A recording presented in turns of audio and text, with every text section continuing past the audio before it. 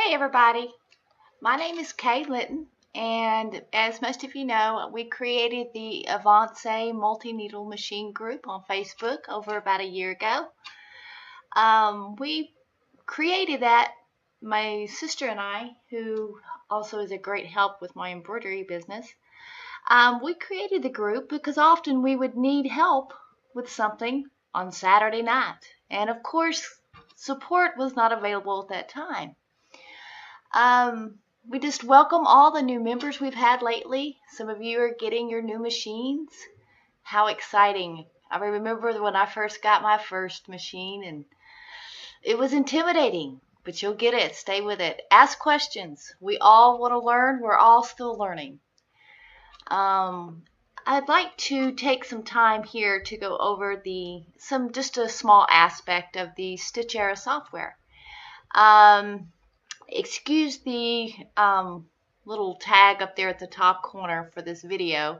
I'm trying out some new screen capture software and I want to try it before I buy it. If anybody else is interested, I'll let you know if it works good. So again, hi. We need to go ahead and get started here.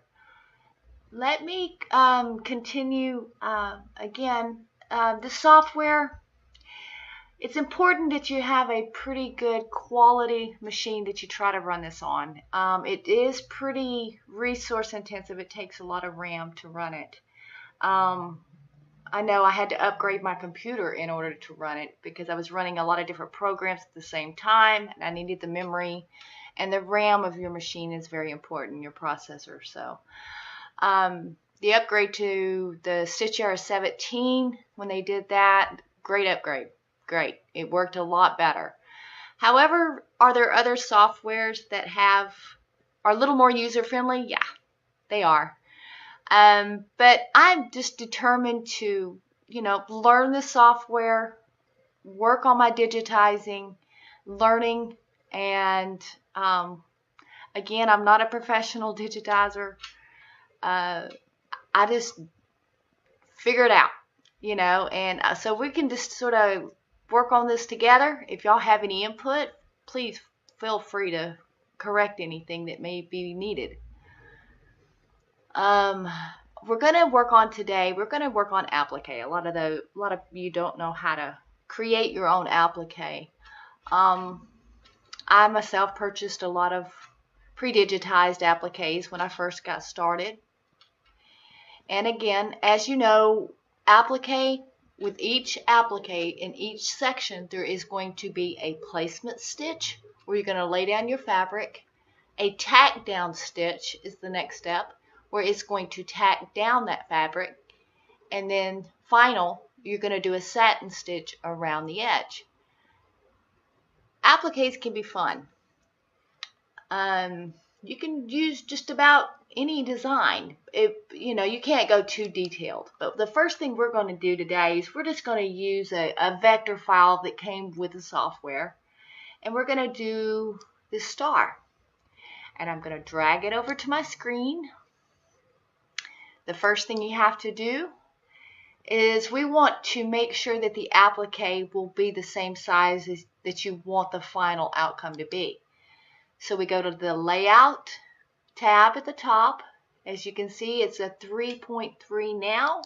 Let's take it up to a 5-inch. Okay, and it will resize this vector image.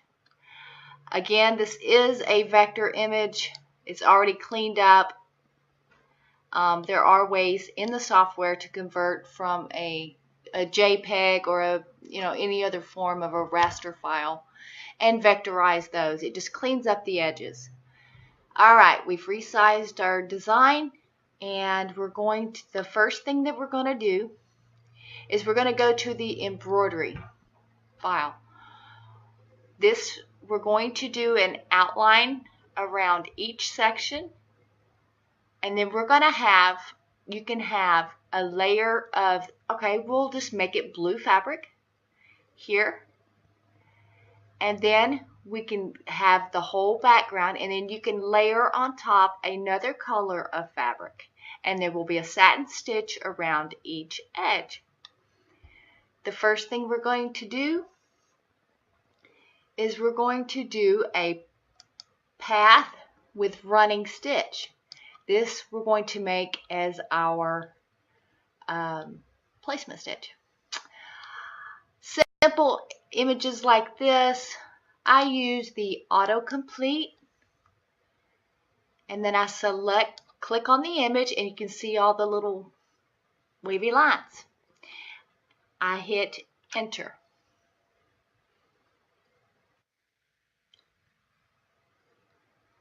I don't understand that error, but it seems to do it anyway. Okay. Now, what we're going to do is I'm going to turn off the image. As you can see, when it created these are all connected. They're all branched, and they connected each part of it in some way. We're going to break that apart because we want the images as a separate sections. We're going to right-click on Section Branch and hit Explode. Okay, and as you can see, it is separated out each of the sections. Okay, so there is our first placement stitch. Okay, I like to turn all my placement stitches. I like to have them, I don't want to have such a tight stitch on those. So I always change the stitch length down in the body for each of these sections. I've selected each one, and I'm going to make it a stitch of, say, 4 millimeters. And I hit enter.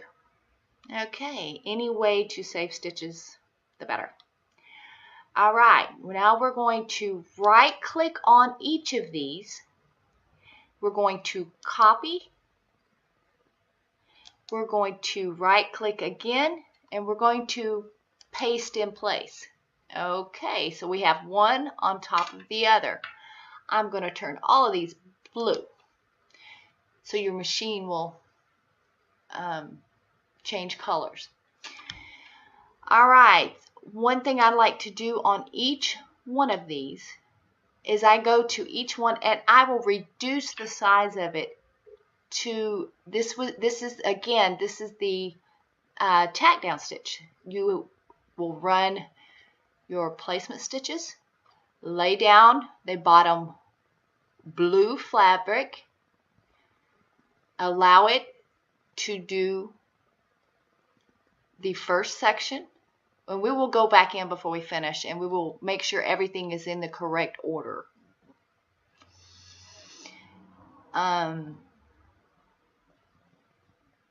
I take the tack down stitch, and I like to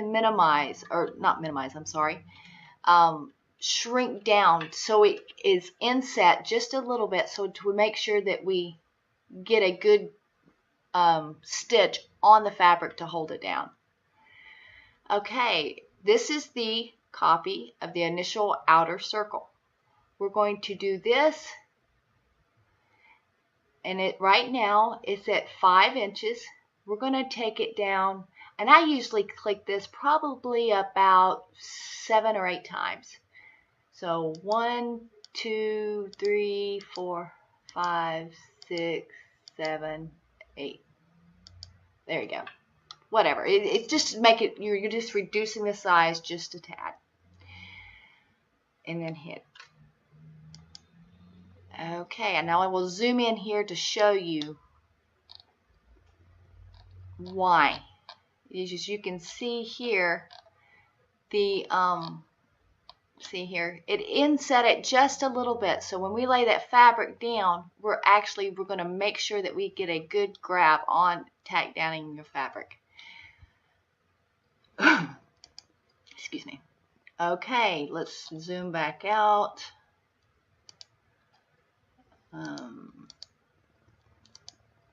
Okay, we're going to do the same thing for this one. We're going to select the image, we're going to go to layout, and then 1, 2, 3, 4, 5, 6, 7, 8.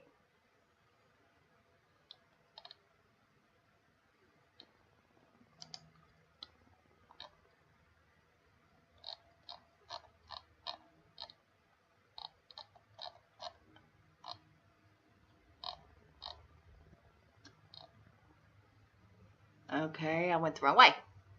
Let me hit undo. We're going to select that.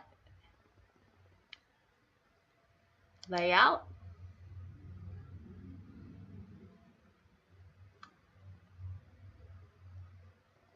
One, 2, 3, 4, 5, 6, 7, 8. Okay. Again, see, it scooted in, inset it just a little bit. The next image, we're going to go 1, 2, 3, 4, 6, 7,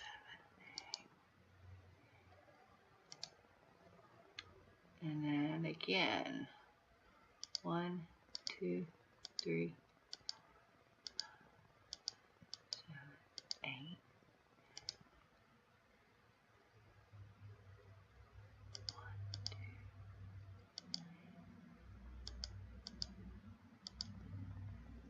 Okay, and the final section.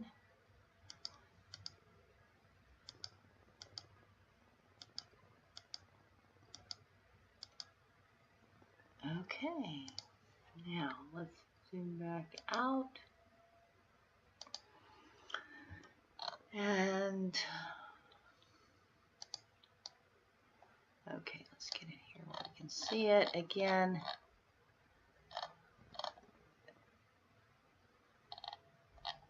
I also, another thing that I like to do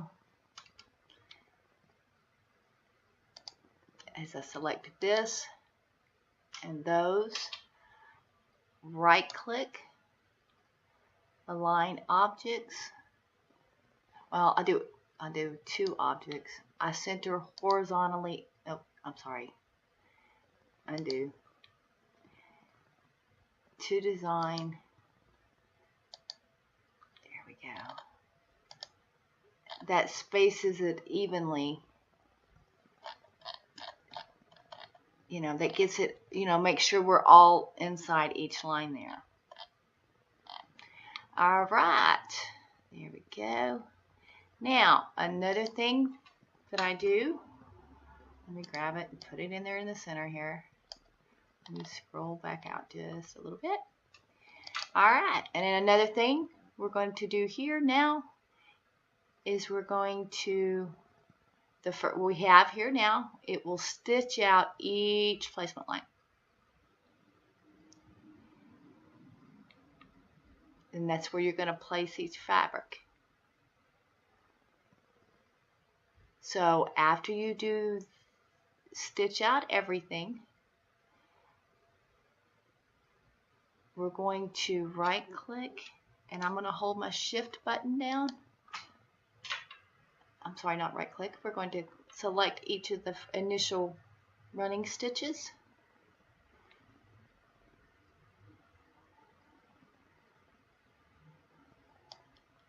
Oh, one thing I forgot to do. Hit this and shift. Okay, we need to make sure we need to increase the stitch length just a little bit here. Those need to be a little more. Okay, here we go. We're going to select the initial stitches. We're going to right click. We're going to copy. Right click. Paste in place. We're going to turn these, let's turn them yellow. We're going to make these a zigzag stitch. See? There you go. I like my satin stitches a little wider than that. I like to take mine up to 5, 6, and then go a little bit bigger. Okay, you do have to make sure. Let's hit view. Let's see a simulation and see what it looks like. Okay, we do have some overlapping at this point. I particularly don't like that.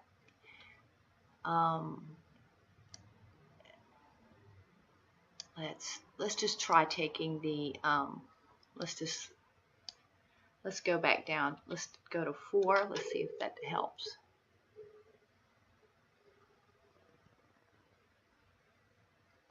Okay, that helped a little. Let's try going back down to 3.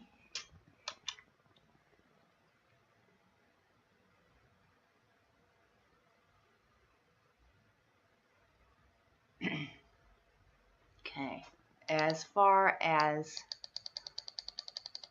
underlay, I like to have some underlay on my zigzag stitches, and I use the zigzag. It'll help anchor those down a little bit. Okay.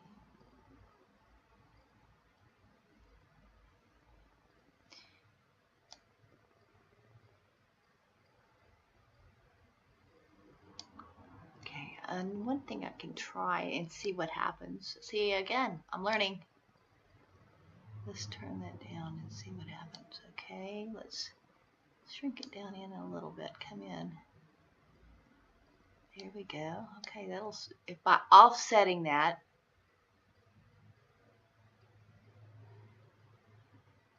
again. Okay, let's offset it a little more. Let's take it up to 70.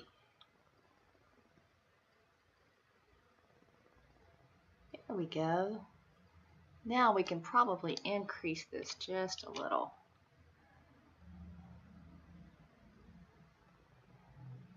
Okay, let's see what we've got going on. Okay, it's not perfect, but it's a start.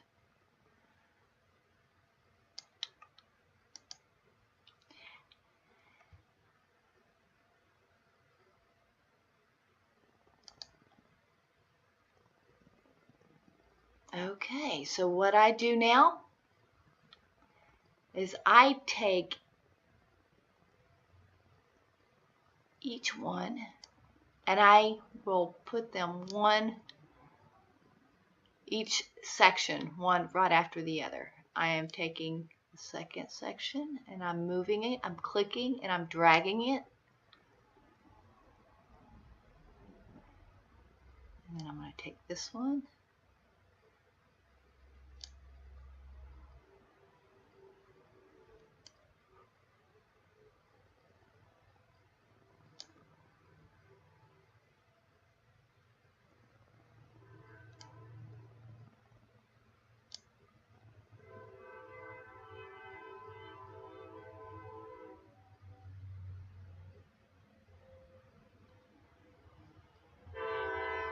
Okay, this. I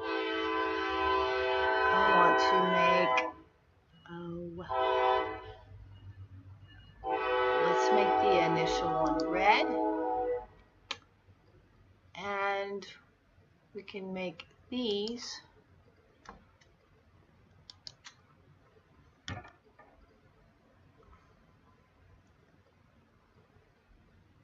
do black.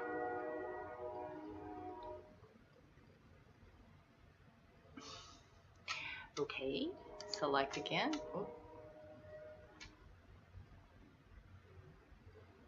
We're going to make those black.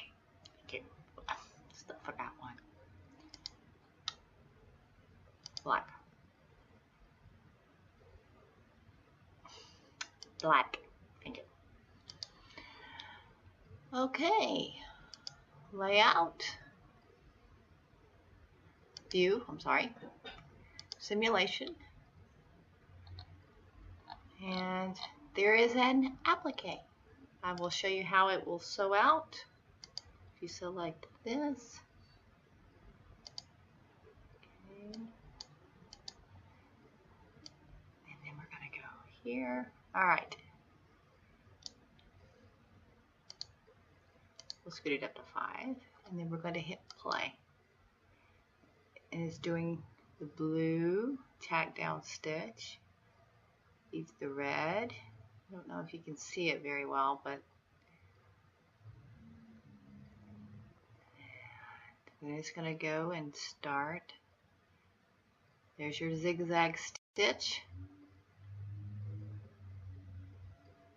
to tack down your underlay on your satin stitch. And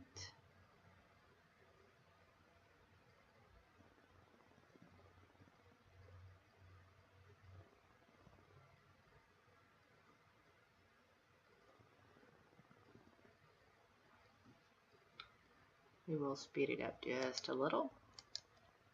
There we go. And it's doing the satin stitch.